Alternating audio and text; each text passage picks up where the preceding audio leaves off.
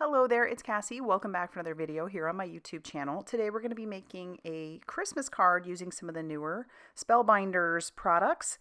This is the Floral Reflection. It is beautiful. That big piece will cut out this one big piece, and if you do it out of green, it just makes it super easy.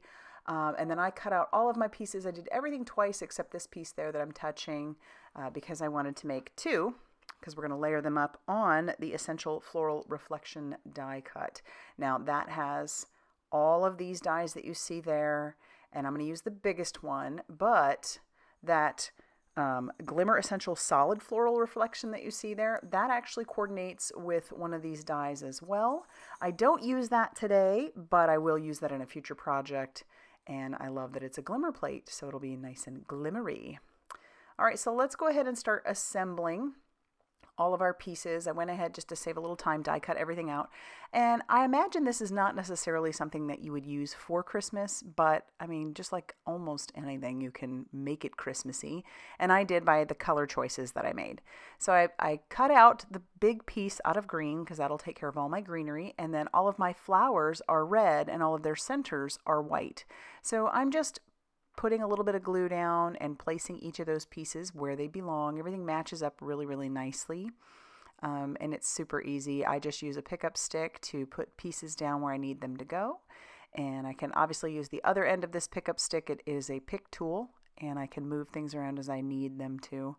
But this is, again, super simple to put together. It's all right there for you.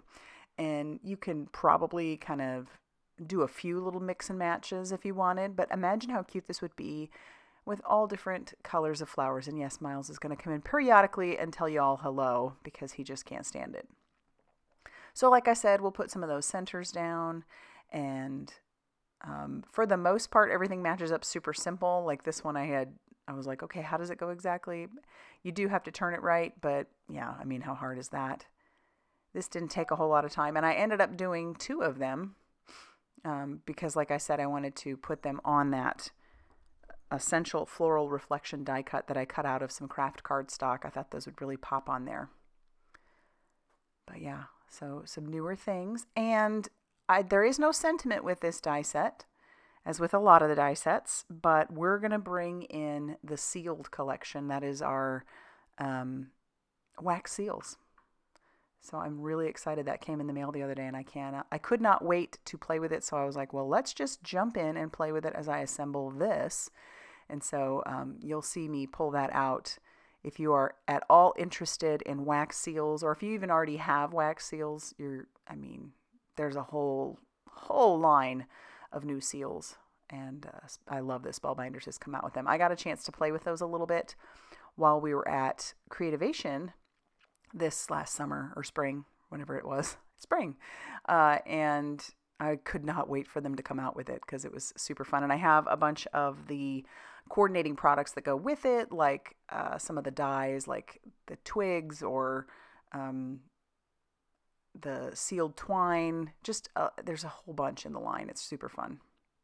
All right, so I did flip this die over, and I'm going to attach the red flowers behind because I wanted those to look like the little petals or the little greenery. The flower itself is coming up from behind the greenery. So that was pretty simple to do. And again, having a pickup stick makes everything that much easier. But very self-explanatory. So there's our first one. It's all done. And as I said, I'll make another one. And now we can grab in that Essential Floral Reflection die cut. And I'm going to attach down one of them to the top. It fits in there beautifully. Obviously, you don't need the Essential Floral Reflection dies. You could just get the floral reflection, like the flowers, and you could play with it that way. But together, they really are pretty cool. And I did use liquid glue, so that'll give me an opportunity to kind of move everything as I need to, kind of shift things. It gives you a little bit of wiggle room. And then we can attach down our other one, just putting a little bit of glue in some prominent areas that I don't want to pop up. And look at how pretty that is. So much fun. And then I have this piece of green cardstock that I've cut down to 4 inches by 5 1/4. I'm going to bring in the Holly Flourish embossing folder. I love embossing folders. They're just a simple way to make really cool backgrounds. And then I have some more of that green cardstock that's going to be our base. That measures 5.5 inches by 8.5 inches, and I'm going to score it at 4.25. There will be a little bit of a border for my embossed piece.